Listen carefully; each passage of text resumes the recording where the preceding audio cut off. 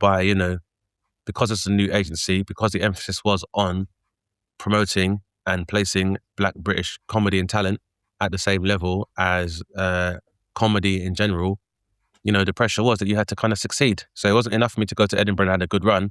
I had to get a nomination for Best Newcomer for a debut show and then be the first Black British person to be nominated. It wasn't enough to get like a commission for a pilot for the BBC. I probably had to get a commission for BBC Three to not only get the pilot commission, but to also get a series off the back of that.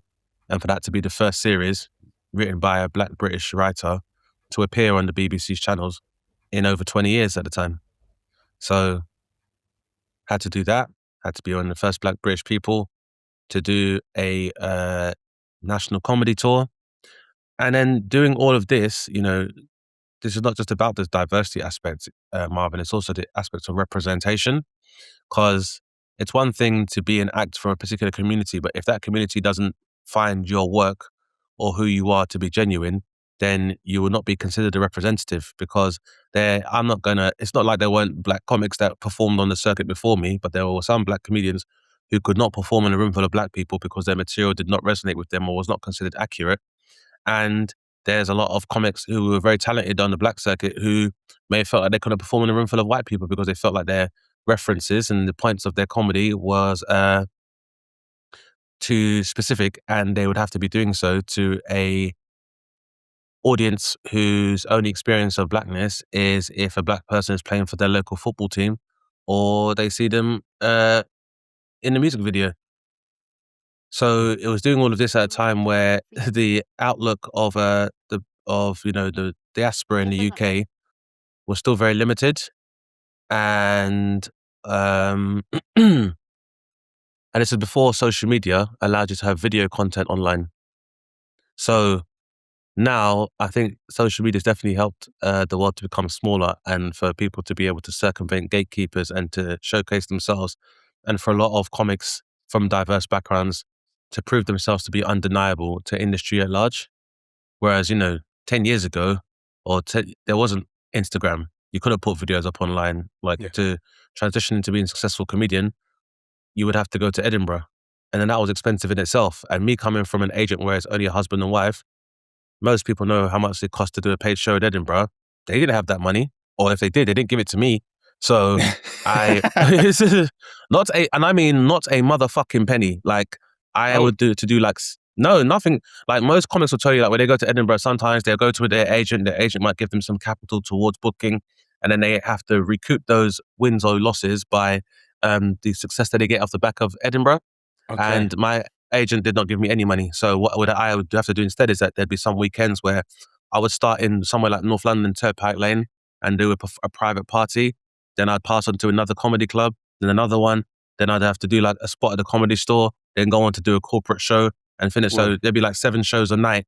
And not just like we're in New York where people can kind of do a couple early and late shows in the same area. Like I'm transversing the top to the bottom of London in order to make money to put on an Edinburgh show to hopefully change my trajectory of my career. So yeah, all going on. And a lot of work, in the same way that like when comedians normally perform at like festivals and stuff, they might arrange for transport and they might communicate with like the festival managers and the rest of it. But I remember driving, comedians like Mo Gilligan and Tez Ilyas from home to Latitude because that money, or they didn't have cars back then. So I just had to kind of chip in and just lead everybody there. Oh. Yeah. What was the furthest you had to do in one day? Because I heard a story that Pat Monahan did 3 gigs in 3 different parts of the UK at one point at times. Mm. Did you have to do that as well? Like do one gig? I think I've done that before. I've done a show at Latitude, then I've gone down to, I think I've driven to Colchester and then gone to Weston-super-Mare. What? Okay, bloody hell. I think I've done, it might have been in the same day, but I think I've done Suffolk to Nottinghamshire and Derbyshire maybe in the same day. Wow. What was so it's been quite a journey to get where you are. How did things change once you progressed at different levels? What was the situation like? And did you have any expectations when you went into different levels of comedy of what they'll be like? To be honest with you, I didn't really have any expectations at the Okay. time. I think on reflection, I yeah, I mean, definitely the way people behave towards you probably changes over time, Oh, and people, like to take ownership for a journey. okay. So there's probably a lot of people who are like, I gave him his first start here, and I gave him his first start there, and it's probably wildly inaccurate. But yeah, I think if anything, if I'm honest, the change is probably you find that a lot of people, uh, that a lot more stakeholders are involved in your career the higher you go.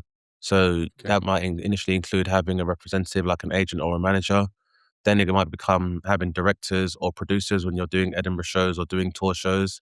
Then if you are developing something maybe for broadcast media, whether you had the opportunity to be on radio or on TV, you might have writers that work with you, and you might have other producers and production companies that work with you and stuff. I say all this, but in my particular case, again, Marvin, I never had any of this. So when I ended up having the opportunity to do a sitcom, and the script was introduced, but script was not really edited in a way that I liked, not just because I am questioning this person's competence, but I was writing what turned out to be the first sitcom with a black cast on the BBC in 20 years. So if you've not had an entire generation's worth of writers who understand the black experience, they're not going to be able to contribute to a project like that. Yeah. So, the closest that they were able to do at the time was having a producer who'd worked on Lenny Henry's Rudy's Rare Records on Radio 4. Okay. And I guess the rationale was, well, she worked on something with black people, so she'd be able to work on this show. And then, yeah, and then contributed nothing to the show and doesn't even work as a television executive anymore because, yeah, just weren't able to do the job. So I guess for me, like the real changes, I guess the stakeholders changed, but it's hard for me to say that exactly because, as I said, I had a manager that basically was covered a number of different roles, and I've never had a writer in my entire life. So where people were able to transition into like beginning to do the panel show circuit and doing shows like 8 Out of 10 Cats and Mock the Week, normally they'll have a writer, and you get prolific writers like Henry Packer, Phil Kerr, Gary Delaney does a lot of writing for people. Jeff Norcott has done a lot of writing. And I'm sure there's others. And I'm aware that I've not mentioned any women. Gronny Maguire is also someone I know who is an excellent BBC, has worked for BBC very often. Just that nobody sprang to get these people for me. So again, it's like when I made a transition into television and started to do stuff, I would notice that other people may have writers, but this wasn't something that I ever had. So as well as having to hone my stand up, then I had to learn how to write for television and how to uh, select material that I could use for TV, material that I needed to keep, new material I had to create for television. And obviously there's the additional part of making jokes off the cuff. But, I guess I learned that while a lot of comics that today are relatively prolific would have writers and people were employed around them to help them with their voice, it's just not something I ever had because in those early days when you say like, as big as the UTC was now, I guess they weren't that big back then or just weren't interested in spending the money or they didn't need to spend the money. But in terms of like me having a writer, that's something that never happened in like 8 or 9 years. Yeah. How did it feel, just when you did start to get the opportunities that you had to work so hard? Like because you said you basically a self-made man, but how did it feel when you started getting the opportunities that you got without any support? How did that feel? um, I mean, it feels validating, and I guess, and to be fair, the industrial side of it, I can definitely say I didn't do it all by myself. There were definitely people that saw my potential and prepared to work and help with me, and that's always good because it's nice to have that collaborative effort where people are working with you on the basis of something you can do, and you can work together to create something great. So that's always quite good, and I think that's one of the perks of an industry is that when you're working with other like-minded artists or creatives, then being part of a collaborative process to create something greater than Yeah. yourself is a great feeling. But I'd say that in terms of how it getting there, it felt good. But to be honest, and it might just be me, it might just been the fact that a certain level of self-awareness, and that's part of the complex of becoming a comedian, is you don't feel any different. So it's not going to be reflected in any way where you're acting different. Like I was aware enough of my journey that just didn't really feel it needed to change me. It's not something I needed to lord over other people or other comedians, or something I needed to gatekeep from other comedians. Because as I mentioned before, even though, you know, a lot of the talk from other comics and other stakeholders is that, oh, Dane's just successful because he's black and this is just an exercise in tokenism.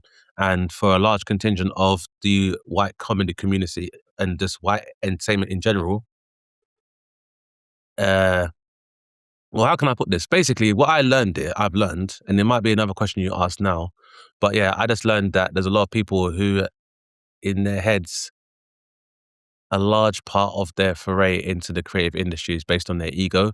And so when they see people more successful than them, it can't really compute in their head that you may have worked just as well or have been able to exploit your opportunities better than them, or just, you're just as good.